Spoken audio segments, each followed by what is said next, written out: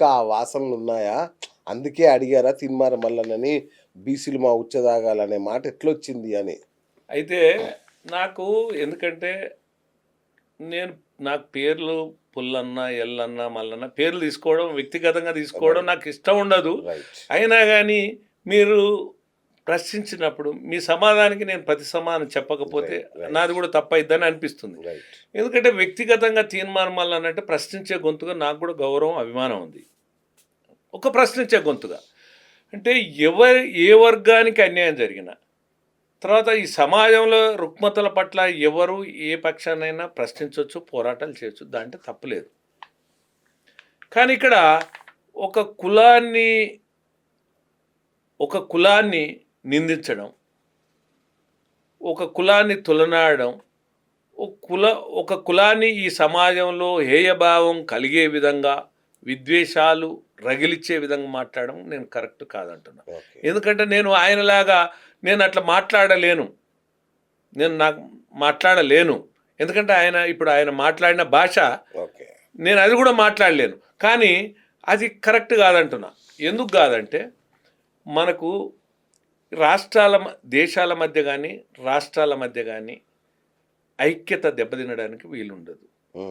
అంటే ఈ కులాల మధ్య చిచ్చు వచ్చినప్పుడు కూడా ఐక్యత దెబ్బతింటుంది. ఎప్పుడైతే ఐక్యత దెబ్బతింటుందో రాష్ట్ర సమగ్రత దెబ్బతింటుంది. అంటే రాష్ట్ర సమగ్రత దెబ్బతిన్నప్పుడు అది ఏంటంటే అది అలజడిలే కదా, ఆందోళనే కదా. అది ఎంత ప్రమాదం అంటే ఇప్పుడు మీరు తుపాకులు పెట్టి కాల్చేదానికంటే బాంబులు పెట్టి పేల్చే వాళ్ళని ఏమంటారు మీరు? టెర్రరిస్టులు అంటారు. అవునా కదా? అట్లనే ఈ విధంగా సమగ్రతను దెబ్బతీసేవారు, కుల విద్వేషాలను రెచ్చగొట్టేవారు, వారు కూడా టెర్రరిస్టుల కంటే ప్రమాదం అని చెప్తున్నా. వారని కాదు, నేను ఒక వ్యక్తి గురించి మాట్లాడుతున్నాను. ఎవరు మాట్లాడినా, నేను మాట్లాడినా ఈ సమాజంలో కుల విద్వేషాలను రెచ్చగొడితే ఇది టెర్రరిస్టుల కంటే ప్రమాదం. వీరి మీద ప్రభుత్వ బాధ్యతగా ఉంది. ఎందుకంటే కఠిన చర్యలు తీసుకోవాలి. ఎందుకంటే ఇది వారనొచ్చు, ఇంకోరనొచ్చు. నేను కూడా అనడానికి వీల్లేదు. ఇప్పుడు ఇంకో కులాన్ని నేను కూడా ద్వేషించడానికి లేదు. ఇప్పుడు అసమానతలు ఉంటే అడగవచ్చు, అవకాశాల కొరకు నేను కొట్లాడొచ్చు. కానీ ఈ రకంగా మాట్లాడినటువంటి భాష కరెక్ట్ కాదని నేను అంటున్నాను. ఓకే, ఈడబ్ల్యూఎస్ కోటాను రద్దు చేయాలని కోరుతున్నాడు ఆయన. దాన్ని ఏమంటారు మీరు? అయితే ఏదో సామెత ఉన్నట్టు అయిపోయింది. ఇప్పుడు అటుపోయి ఇటుపోయి. ఇప్పుడు 76 ఏండ్ల నుంచి మీరు చూస్తున్నారు, మనుషులు అందరు మనుషులే కదండి, వాళ్ళు ఎస్సీలైన మనుషులే, ఎస్టీలైన మనుషులే, బీసీలైన మనుషులే, ఓసీలైన మనుషులే. కాకపోతే కొంచెం ఎక్కువ మనుషులా? నేను అదే అడుగుతున్నా, అందుకే చెప్పబోతున్నా. అయితే మరి సగటు మనిషిని గౌరవించాల్సిన అవసరం ఉంది, అభిమానించాల్సిన అవసరం ఉంది. అదేవిధంగా ఏ మనిషి అయినా ఏ కులంలో ఉన్నా అతనికి పేదరికమే కదండి. పేదరికం కదా. అంటే మరి మీరు 75-76 సంవత్సరాల నుంచి రాజ్యాంగ ఫలాలు మేము అందరం దేశ పౌరులమే, అందరం రాష్ట్ర ప్రభుత్వమే, అందరం ఈ ప్రభుత్వాలకు పన్నులు కడుతున్నాం.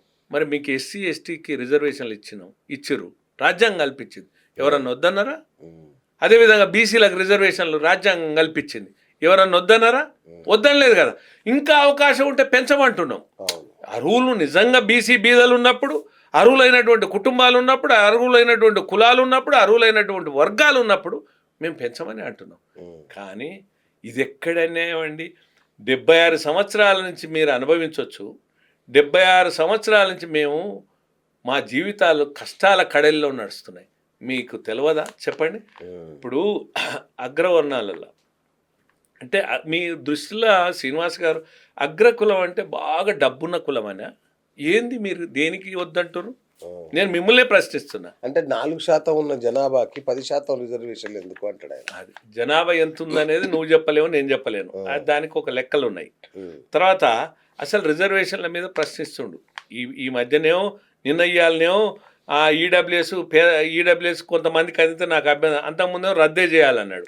ఇది ఎట్లొచ్చింది, ఇది ఎవరు ఇచ్చిర్రు, ఎందుకు ఇచ్చిర్రు అన్నారు. అది కూడా చూసిన నేనేమంటున్నా అంటే ఈ అగ్రవర్ణాలలో కూడా పేదలు లేరా? అగ్రవర్ణాలలో కూడా ఆకలి చావులు లేవా, ఆత్మహత్యలు లేవా, పిల్లలు పెళ్లిళ్ళు చేయలేని పరిస్థితి లేదా, వీళ్ళకి హాస్టళ్ళు లేవు, స్కాలర్షిప్ లేవు, ఫీ రియంబర్స్మెంట్ లేదు, ఫ్రీ ఎడ్యుకేషన్ లేదు, స్టడీ సర్కిల్ లేదు, ఓ కార్పొరేషన్ లేదు, ఒక కమిషన్ లేదు, ఒక మంత్రిత్వ శాఖ లేదు. ఇప్పుడు స్టడీ సర్కిల్ ఎందుకంటున్నా, ఇప్పుడు ఒక ఐఏఎస్, ఒక ఐపీఎస్, ఒక ఐఏఎఫ్ఎస్ చదువుకోవాలనుకుంటాడు అగ్రవర్ణ పేద బిడ్డ, అతనికి ప్రతిభ ఉంటుంది, అతని కుటుంబం కడుపేదలు ఉంటుంది. మరి స్టడీ సర్కిల్ పెట్టితే వాడు చదువుకొని దేశానికి ఉపయోగపడతాడు. ఐఏఎస్ ఐపీఎస్ అంటే ఏంది, డబ్బున్న కులవా? అదేనా మీ దృష్టిలో? అంటే మీరు ఈ సమాజం వల్ల అందరూ కూడా ఏం భావిస్తారంటే, అందరూ అంటే కొంతమంది, నేను అందరిని అనలేను కానీ, అంటే ఈ తప్పుడు మాటలు మాట్లాడడం వల్ల ఒక అపవాదం వచ్చి అపోహలు కలుగుతున్నాయి. అగ్రకులం అనే ముసుగు తొడుగుతారు, అభివృద్ధికి దూరం ఉంచుతారు, అవకాశాలు అందకుండా చేస్తారు. ఏమండి, సృష్టించబడ్డ కులానికి మీరు ముసుగు ఎందుకు తొడుగుతారు? మాలో కూడా పేదరికం ఉంది కదా. పేదరికం అనేది కొలమానంగా అడ్డుగోడ కాకూడదు కదా. అంటే మరి ఎస్సీ అందరం మనుషులేమేమి అంటున్నాం కదా. ఇప్పుడు అంబేద్కర్ రాజ్యాంగం ఒక్కరికి రాయలేదండి, సమస్త ప్రజలకు రాసిండు. మరి రాసినప్పుడు ఈ పేదలకు రిజర్వేషన్లు ఎందుకు కాకూడదు? మరి 76 ఏళ్ల నుంచి మాకు లేవు కదా రిజర్వేషన్లు. అయినా ఆకలితో అల్మణించినటువంటి కుటుంబాలు అనేకం ఉన్నాయి.